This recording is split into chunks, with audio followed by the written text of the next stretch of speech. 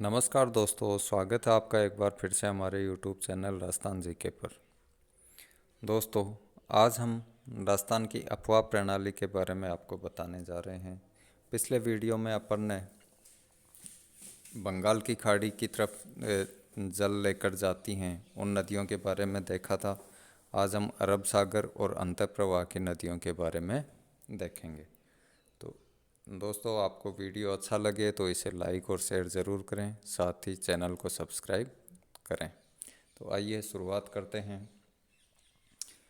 अरब सागरीय अंतःप्रवाह की नदियाँ।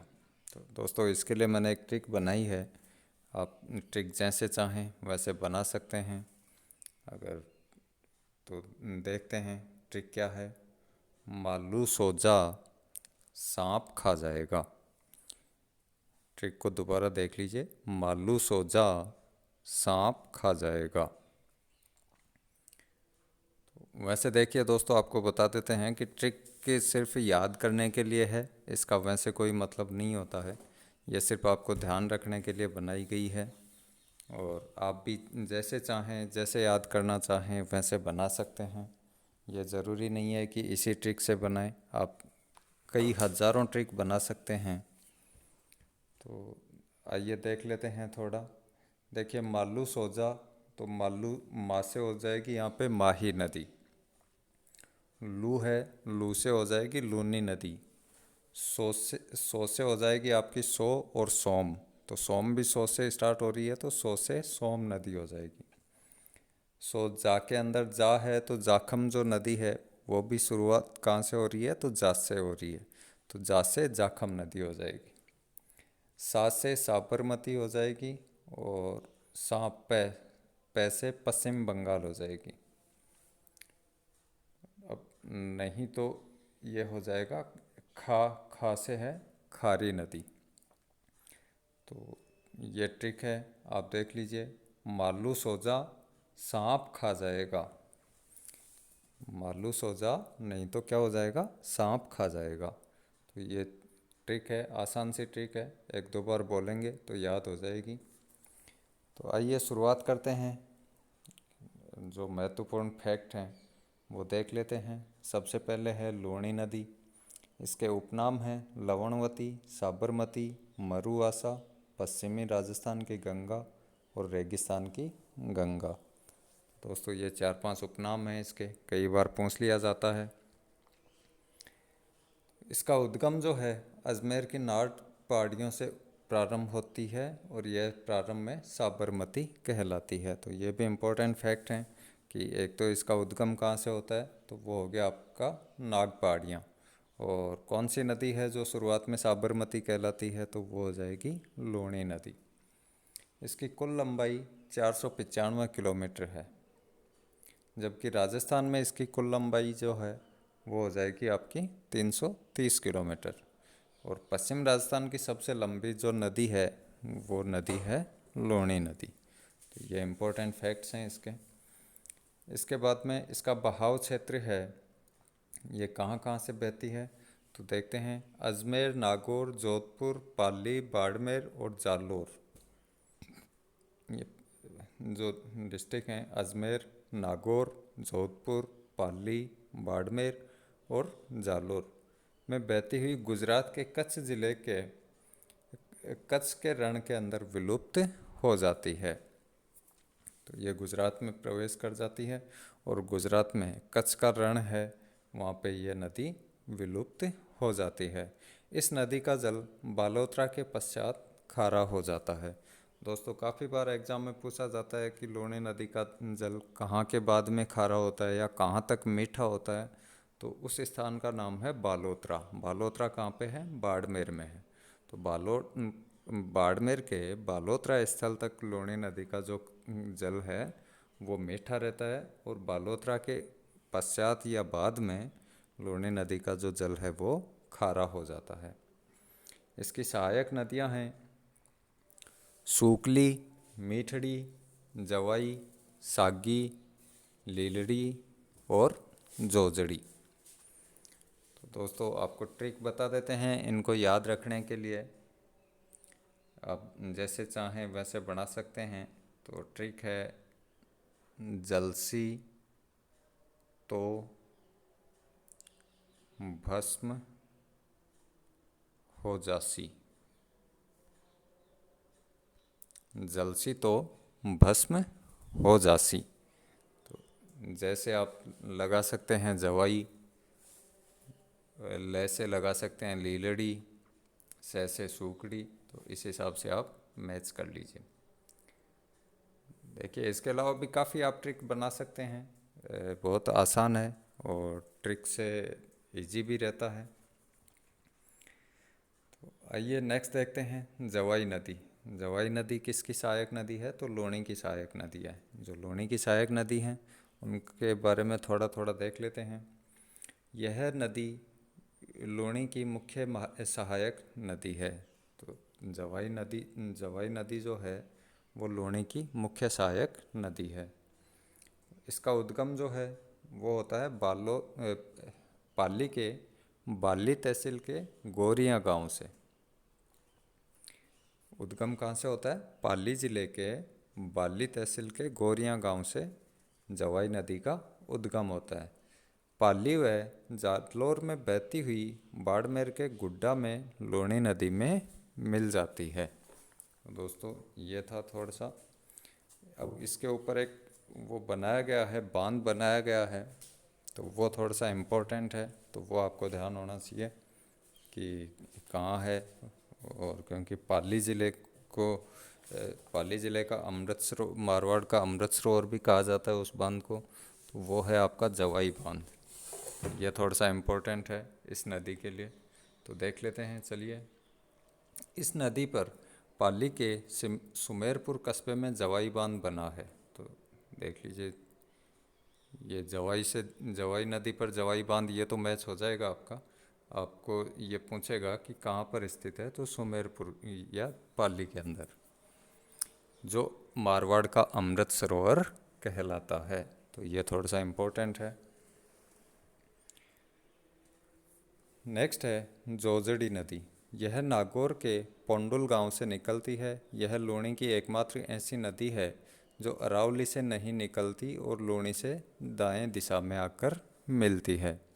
तो देखिए दोस्तों, जैसे ये लूणी नदी आ रही है, अजमेर से कच्छ के रण के लिए जा रही है, तो सबसे पहले ये जो लूणी के दाएं दिशा से जो आकर मिलती है वो एकमात्र नदी है, वो है जोजड़ी नदी।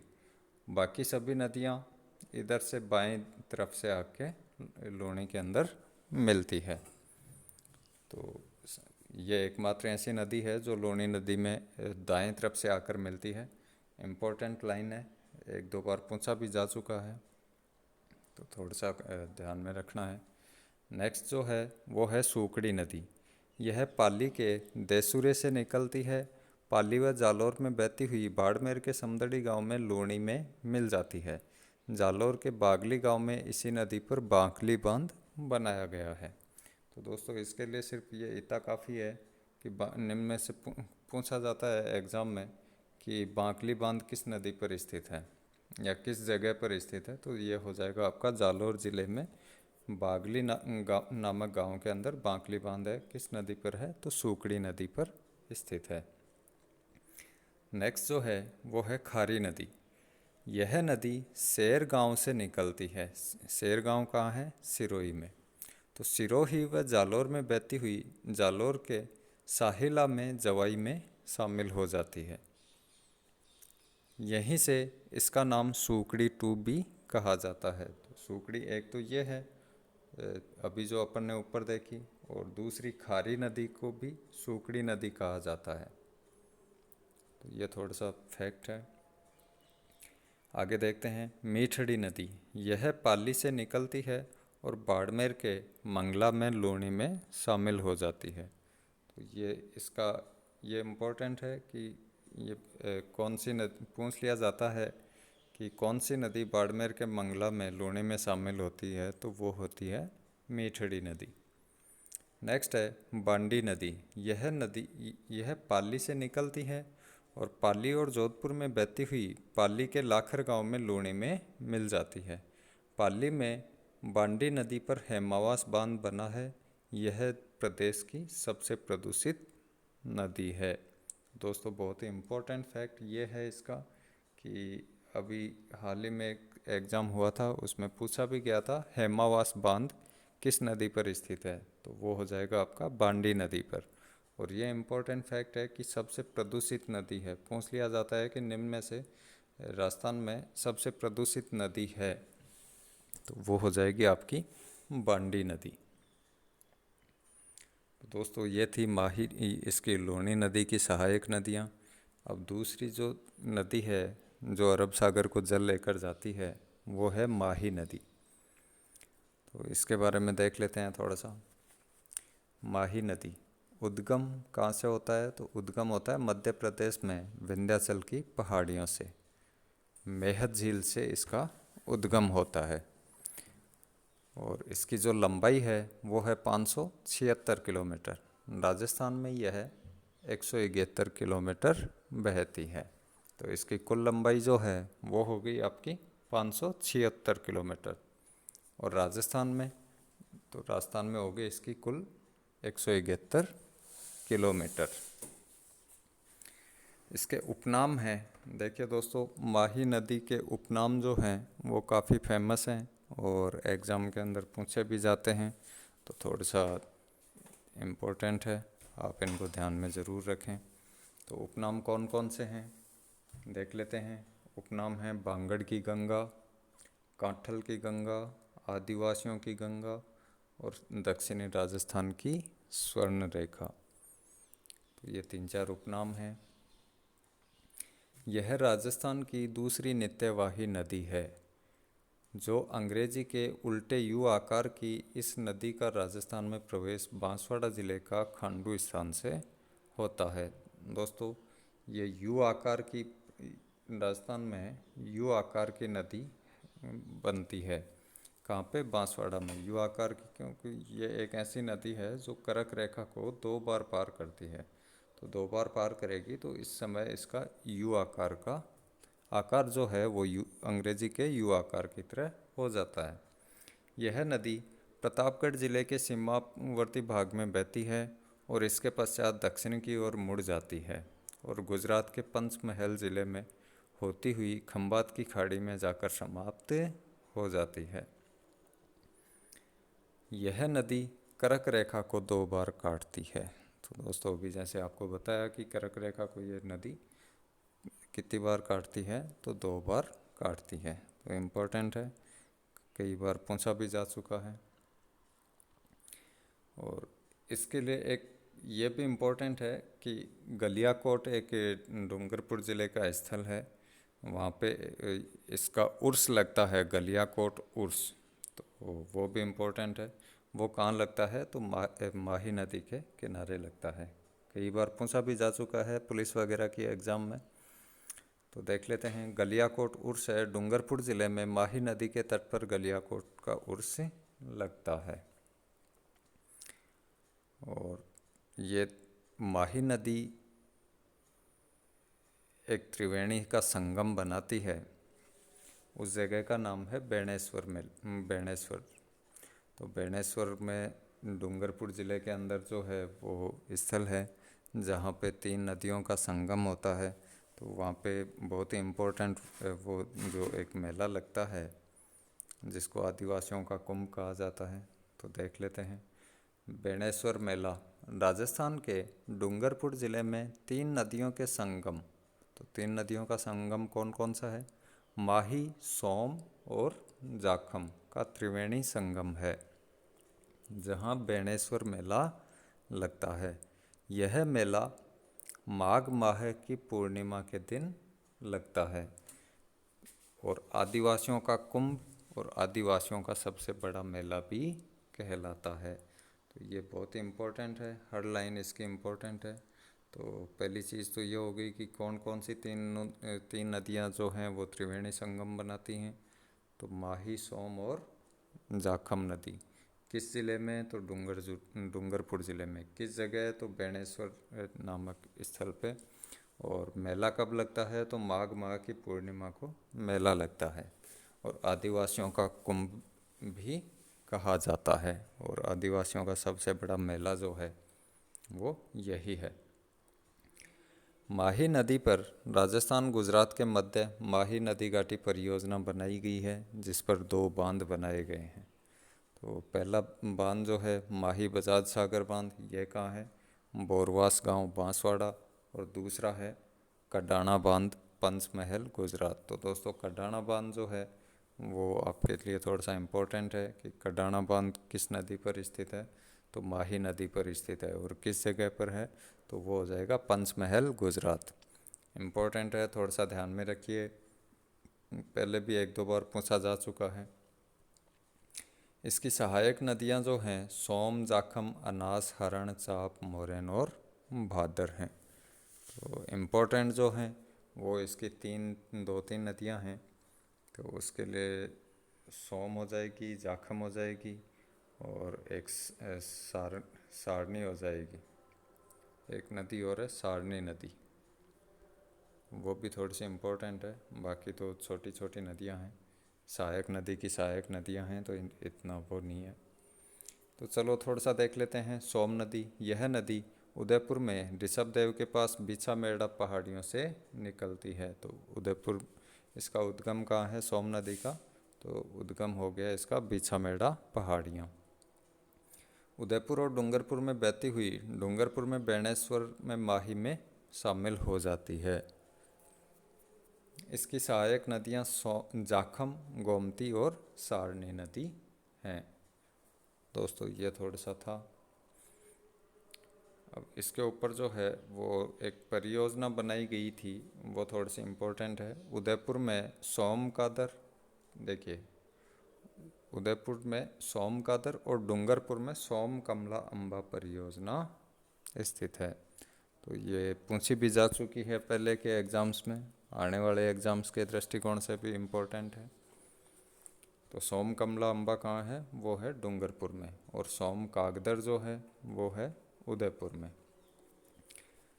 तो नेक्स्ट नदी है जाखम नदी।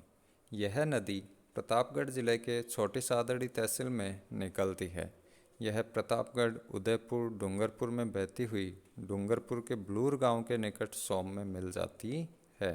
इसकी सहायक नदियां हैं करमआई और सूकली नदी। छोटी सादड़ी में इस पर जाखम बांध बनाया गया है। तो दोस्तों ये पूछा जाता है कई बार कि जाखम बांध किस स्थान पे है, तो वो हो गया आपका छोटी सादड़ी। बाकी इतना ही है, ज़्यादा कोई इम्पोर्टेंट है नहीं इसमें। नेक्स्ट है साबरमती नदी। तो इसका उद्गम जो है उदयपुर ज़िले के कोटड़ा तहसील में स्थित अरावली की पहाड़ियों से।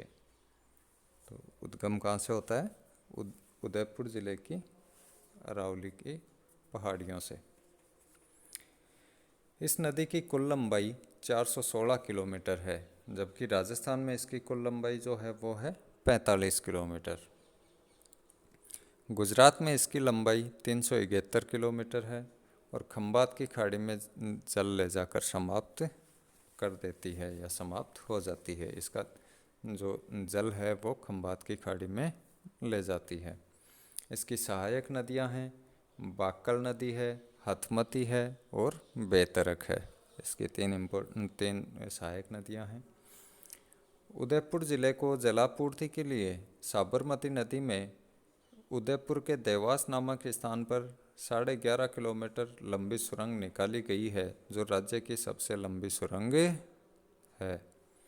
तो दोस्तों थोड़ा सा ध्यान में रखने के लिए ही है, बाकी इतना कोई वो है नहीं। तो पूछ लिया जाए कि राज्य की सबसे लंबी सुरंग किस नदी पर है, तो वो हो जाएगा आपका साबरमती नदी। गुजरात की राजधानी गांधीनगर साबरमती के तट पर स्थित है। दोस्तों इम्पोर्टेंट है, कई बार एग्जाम में पूछा भी जा चुका है कि गुजरात की राजधानी गांधीनगर किस नदी के किनारे स्थित है, तो वो हो जाएगा आपका साबरमती। 1915 में गांधी जी ने अहमदाबाद में साबरमती के तट पर साबरमती आश्रम की स्थापना की थी। तो दोस्तों ये भी इम्पोर्टेंट है। तो इसमें आपको ध्यान में रखना है सिर्फ इसका स्थापना कब की गई थी, तो वो है 1915 में। बाकी कहाँ पे की गई थी, अहमदाबाद में। और साबरमती से साबरमती आश्रम की स्थापना, ये आपको मैच कर रहा है तो कोई दिक्कत नहीं होगी। तो थोड़ा सा इसका कब हुआ था, 1915 और अहमदाबाद में। नेक्स्ट जो है वो है वाक्कल नदी। उदयपुर ज़िले में गोगुंदा की पहाड़ियों से इसका उद्गम होता है। और सहायक नदी मानसी नदी है। इसके लिए इतना काफ़ी है। पश्चिमी बनास नदी अरावली के पश्चिम ढाल में सिरोही के नया सानवाड़ा गांव से निकलती है। तो इसका उद्गम कौन सा हो गया, सिरोही के सानवाड़ा गांव से। राजस्थान और गुजरात में बहती हुई अंत में कच्छ की खाड़ी में विलीन हो जाती है। तो और इसकी सहायक नदियां जो हैं वो हो जाएगी आपकी सूकड़ी और धारवेल नदी।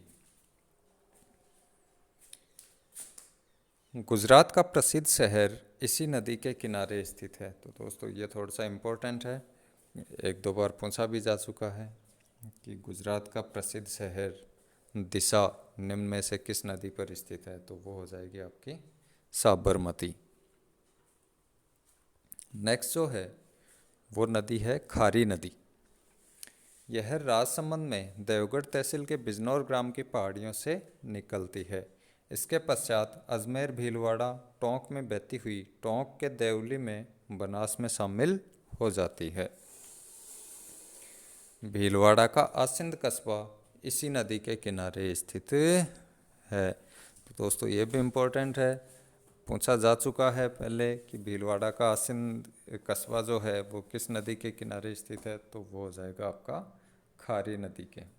और इसका उद्गम कहाँ से होता है, तो वो होता है बिजनौर ग्राम की पहाड़ियों से, बिजनौर का देवगढ़ राजसमंद से। तो दोस्तों ये थी अरब सागर की ओर जल ले जाने वाली नदियाँ। अब अंतः प्रवाह की जो नदियाँ हैं थोड़ी सी वो देख लेते हैं। तो दोस्तों अंतः प्रवाह की नदियों के लिए एक ट्रिक बनाई है, रूपा काका की बाढ़ में साग। एक दो बार बोलेंगे तो इजीली याद हो जाएगा। ट्रिक एक बार दोबारा सुन लीजिए, रूपा काका की बाढ़ में साग। तो आपको बता देते हैं थोड़ा सा। रूपा से रूपनगढ़ हो गया, का तो पहले का से हो गया कांतली नदी, दूसरे का से कांकनई नदी की जो वर्ड है वो साइलेंट हो जाएगा। और बाढ़, बाढ़ का मतलब हो गया बांडी नदी। देखो बाढ़ का बाढ़ है और बांडी का भी बा से ही स्टार्ट हो रहा है, तो बाढ़ से बांडी ऐसे याद रख सकते हैं आप। मैं से हो जाएगा आपका मैंथा नदी, सा से हो जाएगा आपका सागी नदी और गे से हो जाएगा घग्गर नदी। आप जैसे चाहें वैसे याद करना कर सकते हैं। तो आइए थोड़ा सा इनके बारे में भी देख लेते हैं। घग्गर नदी, तो घग्गर का जो उपनाम है वो हो जाएगा आपके, वो है सरस्वती, मृत नदी और दृश्यवती। इसको दृश्यवती और कहते हैं, दृश्यवती नदी। चलिए इसका उद्गम जो है शिवालिक श्रेणी कालका हिमालय प्रदेश से होता है। उद्गम कहाँ से हो गया, शिवालिक श्रेणी के कालका हिमाचल प्रदेश से। इसकी लंबाई जो है वो है 465 किलोमीटर। राजस्थान की आंतरिक प्रवाह की सर्वाधिक लंबी नदी। दोस्तों एग्जाम में पूछ लिया जाता है कि राजस्थान की आंतरिक प्रवाह की सबसे लंबी नदी कौन सी है, तो हो जाएगी घग्गर नदी। यह नदी पंजाब और हरियाणा में बहकर हनुमानगढ़ जिले के टिब्बी नामक स्थान पर राजस्थान में प्रवेश करती है और भटनेर दुर्ग के पास जाकर समाप्त हो जाती है। लेकिन अत्यधिक वर्षा होने की स्थिति में यह नदी पाकिस्तान में भी प्रवेश कर जाती है और अंत में फोर्ट अब्बास नामक स्थान पर जाकर समाप्त हो जाती है। तो दोस्तों कई बार एग्जाम्स में पूछा जाता है कि निम्न में से कौन सी नदी है जो भारी बरसात के समय या बरसात के समय में पाकिस्तान के फोर्ट अब्बास नामक शहर तक पहुंच जाती हैं, तो वो हो जाएगी आपकी घग्गर नदी। पाकिस्तान में इस नदी को हकरा के नाम से जाना जाता है। दोस्तों ये भी थोड़ा सा ध्यान में रखने वाला है कि घग्गर नदी को पाकिस्तान में किस उपनाम से जाना जाता है, तो वो हो जाएगा आपका हकरा। दूसरी है कांतली नदी, इसका उपनाम है कांटली नदी। इसकी कुल लंबाई है 100 किलोमीटर और उद्गम जो है सीकर ज़िले में होता है खंडेला की पहाड़ियों से। यह नदी झुंझुनू को 2 भागों में विभाजित करती है। इस नदी पर गणेश्वर सभ्यता का विकास हुआ है। तो ये आपके लिए इम्पोर्टेंट है कि गणेश्वर सभ्यता का विकास किस नदी पर हुआ था, तो वो हुआ था कांतली नदी पर। चलिए नेक्स्ट देखते हैं कांकनई नदी। उद्गम, तो उद्गम होता है इसका जैसलमेर ज़िले में कोठारी गांव में इसका उद्गम होता है, कोठारी गांव से जैसलमेर ज़िले से। इसकी कुल लंबाई जो है वो है 17 किलोमीटर। तो दोस्तों कांकनई नदी जो है वो सबसे छोटी नदी, आंतरिक प्रवाह की जो नदियां हैं उनमें से सबसे छोटी नदी कौन सी है, वो हो जाएगी कांकनई नदी। आंतरिक प्रवाह की सबसे छोटी नदी, यह नदी उत्तर पश्चिम से भुज झील में जाकर समाप्त हो जाती है। स्थानीय लोग इसे मसूरदी नदी के नाम से भी जानते हैं। तो दोस्तों ये इम्पोर्टेंट है थोड़ा सा कि सबसे छोटी नदी कौन सी है आंतरिक प्रवाह की, तो वो हो जाएगी कांकनी नदी। और किस नदी को स्थानीय लोग या किस नदी को मसूरदी नदी भी कहा जाता है, तो वो हो जाएगी आपकी कांकनी नदी। नेक्स्ट है साबी नदी। उदयपुर ज़िले में सेवर की पहाड़ियों से इसका उद्गम होता है। यह उत्तर पूर्व की ओर बहकर अलवर ज़िले में बहती है। मानसून काल में इस नदी का पाट अत्यधिक चौड़ा हो जाता है। यह नदी विनाश लीला के लिए प्रसिद्ध थी। दोस्तों ज़्यादा गहराई में जाना नहीं है, सिर्फ इसका ये काफ़ी है कि कौन सी नदी विनाश लीला के लिए प्रसिद्ध थी, तो वो है साबी नदी। और इसका उद्गम कहाँ है, तो उद्गम सेवर की पहाड़ियों में है। बहती कहाँ है, तो ये जयपुर होती हुई अलवर पहुँचती है। तो इसके लिए सिर्फ इतना काफ़ी है। तो आइए आगे और देखते हैं। रूपा रेल नदी अलवर ज़िले के थाना गाजी से निकलती है, भरतपुर ज़िले की जीवन रेखा कहलाती है।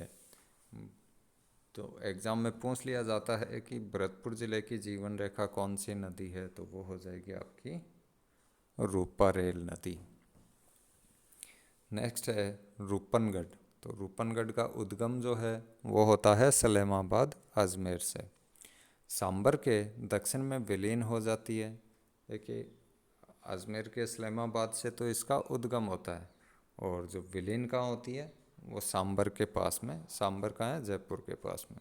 तो इस नदी के किनारे निम्बार्क संप्रदाय की पीठ है। तो इसके लिए ये इम्पोर्टेंट ज़्यादा है कि पूछ लिया जाता है कि किस नदी के किनारे निम्बार्क संप्रदाय की पीठ है, तो वो हो जाएगा आपका रूपनगढ़।